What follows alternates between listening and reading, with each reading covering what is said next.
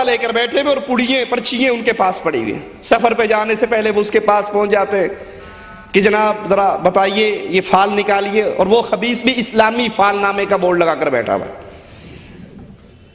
جس کو نہ فجر کی نماز نصیب، جس کو نہ ظہر کی نماز نصیب، جس کی زبان پہ اللہ کا ذکر نہیں، جس کا چہرہ محمدی نہیں، اسلامی فال نامہ اور ایک پہاڑی طوطا اس نے رکھا ہوا ہے، 8-10 پڑیاں نکال کے رکھی ہوئی. میں نے یہ سفر کرنا ہے جی، کیسا رہے گا؟ وہ طوطے کو اشارہ کرتا ہے، سرکس کا سکھایا ہوا پرندہ، وہ چھلانگ مارتا ہے، نیچے اترتا ہے، چونچ میں سے ایک پرچی اٹھاتا ہے، اس کو پکڑاتا ہے، وہ اس کو کھول کے پڑھ دیتا ہے. وہ کہہ دے کہ آپ کا یہ سفر اچھا ہے، بقول طوطا صاحب کے مان لے گا. وہ کہہ دے کہ آپ کی یہ شادی کا مہینہ جو طے ہوا ہے اچھا ہے، اس طوطے نے آپ کی یہ فال نکال لی ہے، مان لے گا. اللہ پر کوئی بھروسہ نہیں. مومن کوئی کام کرتا ہے تو اللہ سے مشورہ کرتا ہے، اللہ پر بھروسہ کرتا ہے، اور جو اللہ پر بھروسہ کرے اس کا کوئی کچھ نہیں بگاڑ سکتا. وَمَن يَتَوَكَّلْ عَلَى اللَّهِ فَهُوَ حَسْبُهُ، جو اللہ پر بھروسہ کرے پھر اللہ اسے کافی ہے.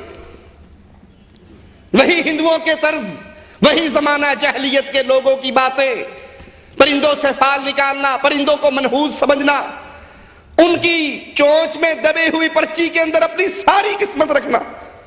اور ایسا کئی بار ہوا ہے. ایک فال والے کے پاس ایک مسلمان مواحد گیا اس کو ذلیل کرنے کے لیے کہ جی میرا ہاتھ دیکھ کے بتائیے، میری فال نکلوائیے، میری شادی کب ہوگی؟ اس نے دیکھی کہ آپ کی لکیریں یہ کہتی ہیں، آپ کا ہاتھ یہ کہتا ہے، یہ طوطے نے جو پرچی اٹھائی ہے اس پہ یہ لکھا ہے کہ ابھی کچھ سال کے اندر اندر آپ کی شادی کا اندازہ ہے. وہ کہتا ہے بھائی ایمان، میرے تو 4 پتر بھی نہیں، تو بھی سال لیٹ بتا رہا ہے مجھے. صرف یہ کھانے کے ڈھونگ، بد عقیدگی، جب پبلک میں، عوام میں اللہ سے تعلق اتنا ٹوٹا ہوا ہے تو ان کو ذلیل کرنے کے لیے، کھانے کے لیے، ان کی عزت، ان کے مال پر ڈاکے ڈالنے کے لیے زمانہ جاہلیت کے طریقے پہ چلتے ہوئے آج کے دور کے جاہلوں نے وہی طریقے استعمال کیے ہوئے.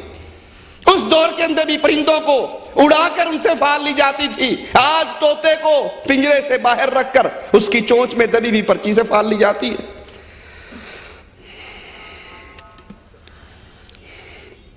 قرآن حکیم کی اس آیت پہ غور کیجئے، مالک عز و جل کیا بتا رہا ہے. آل فرعون کا ذکر کرتے ہوئے مالک فرماتا ہے فَإِذَا جَاءَتْهُمُ الْحَسَنَةُ قَالُوا لَنَا هَذِهِ.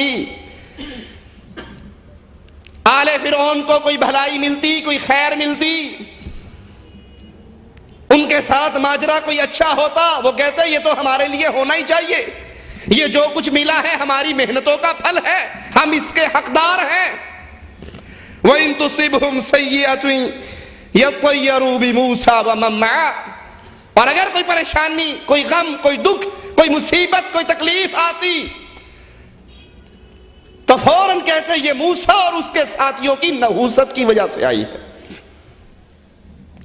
یہ بدشگونی کی بیماری، یہ منحوس سمجھنے کی بیماری، یہ نحوست کی باتیں اس دور کے ظالموں اور جاہلوں کی. اگر کوئی بھلائی مل جاتی تو اپنی طرف اشارہ کرتے کہ ہم تو اس کے حقدار تھے، ہمیں یہ ملنی ہی چاہیے تھی. لیکن اگر کوئی پریشانی، غم، دکھ آتا تو فوراً کہتے یہ موسیٰ اور موسیٰ کے جو ساتھی ہیں ان کی نحوست ہم پہ پڑی ہے جس کی وجہ سے یہ تکلیف آئی ہے. رزق آسان ہو جاتا تو محنت کا پھل قرار دیتے، قحط سالی ہو جاتی تو نحوست کی نسبت کرتے موسیٰ اور ان کے ساتھیوں کی طرف. دوسرے مقام پہ غور کیجئے، مالک فرماتا ہے وَإِن تُصِبْهُمْ حَسَنَةٌ يَقُولُوا هَذِهِ مِنْ عِنْدِ اللَّهِ. جب ان منافقین کو غنیمت کی صورت میں کوئی مال مل جائے، کوئی فائدہ ہو جائے تو فوراً کہتے یہ اللہ کی طرف سے ہمیں فائدہ ہوا ہے، یہ انعام ملا ہے، یہ غنیمت کا مال ملا ہے، یہ بھلائی اور یہ نیکی ملی ہے. وَإِن تُصِبْهُمْ سَيِّئَةٌ يَقُولُوا هَذِهِ مِنْ عِنْدِكَ. اور اگر کوئی پریشانی والی بات، بدحالی والی بات ہوتی تو فوراً رسول اللہ صلی اللہ علیہ وسلم کی طرف اشارہ کر کے کہتے کہ یہ آپ کی طرف سے ہوا. مالک عز و جل فرماتا ہے کل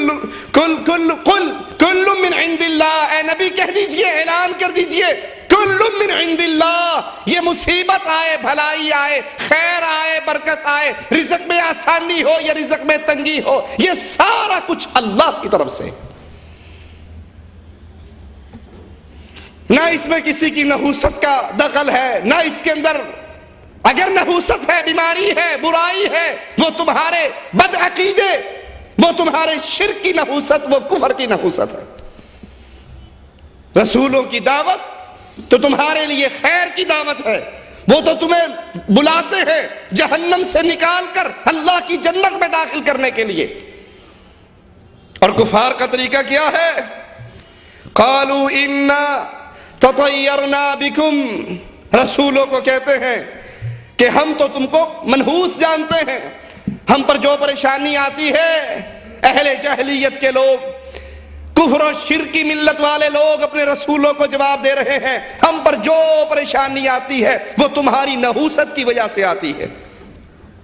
رسول کہتے ہیں قالوا طائرکم معکم، تمہاری نحوست تو تمہارے ساتھ ہے، ہم تو تمہیں اللہ کی طرف بلاتے ہیں، ایمان کی طرف بلاتے ہیں، جنت کی طرف بلاتے ہیں، لیکن تم ہمیں منحوس قرار دے رہے ہو، یہ بات غلط ہے، بلکہ تم شرک کرتے ہو، اللہ کی توحید کے اندر غیروں کو شامل کرتے ہو، اللہ کی وحدانیت کا انکار کرتے ہو۔ قالوا طائرکم معکم، تمہارے ان بد عقیدوں کی وجہ سے یہ نحوست تو تمہارے اپنے اعمال میں موجود ہے۔ صحیح بخاری و مسلم میں ہے، حضرت ابو ہریرہ رضی اللہ عنہ وارضاہ فرماتے ہیں رسول اللہ صلی اللہ علیہ وسلم نے فرمایا کسی بیمار کی بیماری دوسرے کو نہیں لگتی۔ بدشگونی کا فعل، اس کو اپنی روٹین میں داخل کرنے والوں، فلاں منحوس ہے، فلاں منحوس ہے، فلاں منحوس ہے، بدھ کا دن منحوس ہے، سفر کا مہینہ منحوس ہے، شوال میں شادی منحوس ہے، محرم میں شادی منحوس ہے۔ اللہ کے نبی علیہ الصلوۃ والسلام فرما رہے، سنیے اللہ کے نبی کی حدیث کو، آپ نے فرمایا کسی بیمار کی بیماری دوسرے کو نہیں لگتی، نہ ہی بدشگونی کوئی چیز ہے، یہ اچھا شگون ہے، یہ برا شگون ہے، یہ منحوس چیز ہے، یہ منحوس نہیں ہے۔ اس دن شادی کر لو ٹھیک رہو گے، ان تاریخوں میں شادی کرو گے برباد ہو جاؤ گے۔ کوا بولے گا تو یہ نحوست، الو بولے گا تو یہ نحوست، بطخ بولے گی تو اس کا یہ ہوگا۔ اللہ کے نبی فرما رہے ہیں بدشگونی کوئی چیز نہیں، اور نہ ہی الو کے بولنے میں کوئی تاثیر ہے، اور نہ سفر کی کوئی حقیقت ہے۔ آئیے غور کیجئے اس حدیث پہ، اللہ کے رسول صلی اللہ علیہ وسلم کن کن چیزوں کی نفی بیان فرما رہے۔ سب سے پہلے اس عقیدے کی نفی کہ ایک بیمار کی بیماری سرایت کر جاتی ہے، دوسرے میں داخل ہو جاتی ہے۔ یہ ایک بیمار آیا ساروں کو بیمار کر دیا۔ مثال کے طور میں عرب میں کسی اونٹ کو کھجلی کی بیماری ہو جاتی تو صحت مند اونٹوں پہ اسے داخل نہ کرتے، اس سے الگ رکھتے کہ کہیں اس کی بیماری باقی اونٹوں کو نہ لگ جائے۔ رسول اللہ صلی اللہ علیہ وسلم نے جب اس عقیدے، اس سوچ کی نفی کی، ایک دیہاتی کھڑا ہو کر رسول اللہ صلی اللہ علیہ وسلم سے سوال کرتا ہے، یا رسول اللہ صلی اللہ علیہ وسلم، اگر کسی کی بیماری دوسرے کو نہیں لگتی تو پھر ایسا ہوتا کیوں ہے کہ کھجلی والا اونٹ، خارش زدہ اونٹ، صحیح کھال والے اونٹ میں داخل کر دو ساروں کو لگ جاتی ہے؟ اللہ کے نبی صلی اللہ علیہ وسلم نے فرمایا اچھا یہ بتاؤ، تمہاری سوچ کے مطابق اس کھجلی والے کی خارش زدہ کی خارش باقیوں میں چلی گئی، اس کو جو خارش لگی ہے وہ کس اونٹ کی لگی؟ آخر اسے بھی تو خارش لگی ہے، اس میں جو خارش آئی ہے وہ کس اونٹ سے آئی؟ بیماری اتارنے والا اللہ، کوئی بیمار ہوتا ہے تو اللہ کے اجازت، مشیت، حکم سے شفا دیتا ہے تو اللہ کی مشیت کے علاوہ کچھ نہیں ہو سکتا۔ یہ جواب سن کر دیہاتی خاموش ہو گیا۔ صحیح بخاری و مسلم میں، صحیح مسلم میں ہے، حضرت ابو ہریرہ سے روایت ہے، رسول اللہ صلی اللہ علیہ وسلم نے فرمایا، اب دوسری حدیث سنیے، رسول اللہ صلی اللہ علیہ وسلم نے فرمایا کسی بیمار کو تندرست پہ داخل نہ کرو۔